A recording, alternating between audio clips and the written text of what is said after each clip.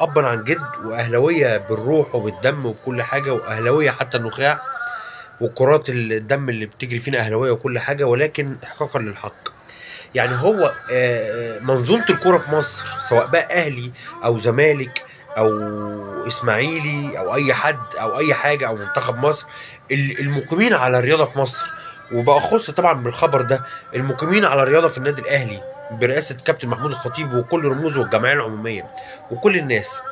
هو انتوا مش هتعملوا حاجه ببلاش او حاجه زي مكافاه للجماهير؟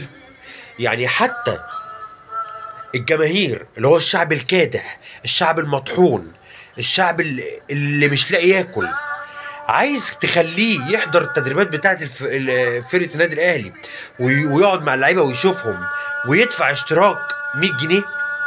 هي 100 جنيه طبعا حاجه دلوقتي بسيطه. احنا لو نزلنا شربنا كوبايتين شاي على القهوه ولا كوبايه عصير ولا حاجه، يعني هنصرف ال 100 جنيه. انا عشان بس ما حدش يقعد يقول لي هي 100 جنيه حاجه، ولكن هو ما فيش حاجه تكرم بيها الجمهور ده. بيخش الماتشات، تذاكر الماتشات عليت وبقت كتيره وبقت غاليه وبرضه بيروحها. بيسافر معاك لحد تونس ولحد الامارات ولحد قطر ولحد المغرب، وبيسافر معاك في جنوب افريقيا وبرضه مش همه. بيروح معاك كل حته، بيدعمك، بيعمل كل حاجه، بيدعم من اول رئيس النادي للاعبين لكل حاجه، وبرضه مفيش اي تكريم ليه. في الاخر عايزه عشان يقعد مع اللعيبه ويشوفهم او يحضر التدريب، يمتع عينه ويتفرج، يحس ان هو قاعد في قلب ناديه، قاعد في وسط ناديه.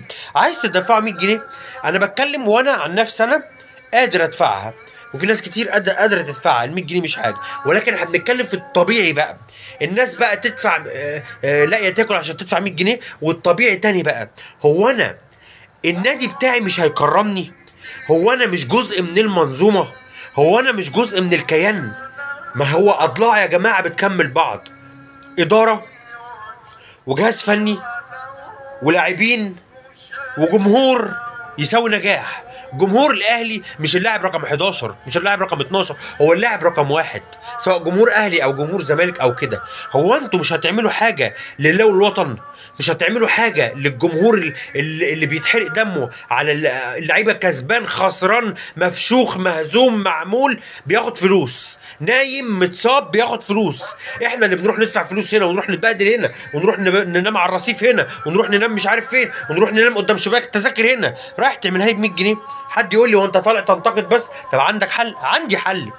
ايه؟ نزل كاميرا من قناه النادي الاهلي، نزل كاميرا من قناه النادي الاهلي، كاميرا مان مع المذيع بس، وينزل يدخل الجماهير، ويكون محددين باعداد معينه، وبرضه بالفان اي دي كانه داخل بالاستاد باعداد معينه، وتخش تملى المدرجات وقت التمرين بقى وقبل التمرين، وينزلوا يسلموا على اللعيبه ويقعدوا معاهم، والكاميرا تجيبهم، وفي مذيع، ويكون في ترتيب وتنظيم، والاهلي يجيب عليها اعلانات، والشركه الراعيه هتعرف تجيب عليها اعلانات كويس قوي.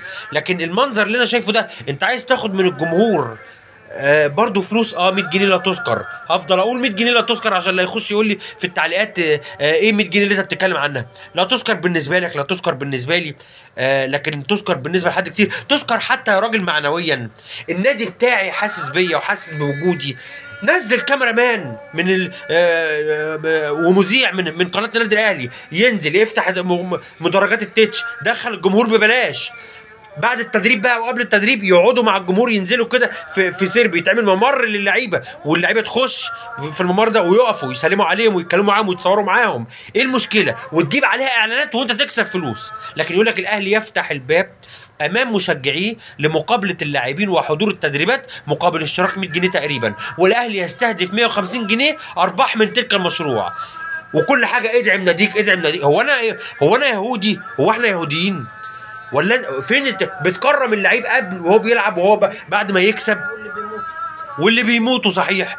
والدتي قاعده جنبي بتقول لي واللي بيموتوا، وال 74 اللي بيموتوا، والناس اللي بتموت في المدرجات. انت قاعد بس عمال اللعيب يتصاب ياخد فلوس، اللعيب تيجي له البواسير ياخد فلوس، اللعيب يطلع اعلانات ياخد فلوس، اللعيب يطلع في برنامج ياخد فلوس، اللعيب يزود عقده ياخد فلوس، يكسب بطوله ياخد فلوس، يتعادل ياخد فلوس، يتهزم ياخد فلوس. طب انا فين؟ راح تعملها لي الجمهور ده ملوش مكافأة؟ انا مش عارف، مفيش مكافأة لينا صحيح. على رأي والدتي، هي بتقول لي هو الجمهور ده ملوش مكافأة؟ حرقة الدم وحرقة الاعصاب، ده احنا بتتحرق اعصابنا حتى وانتوا كسبانين، بنبقى عايزين الاحسن. ده انا بفرح اكتر ما بفرح ان ابني بينجح في الدراسة.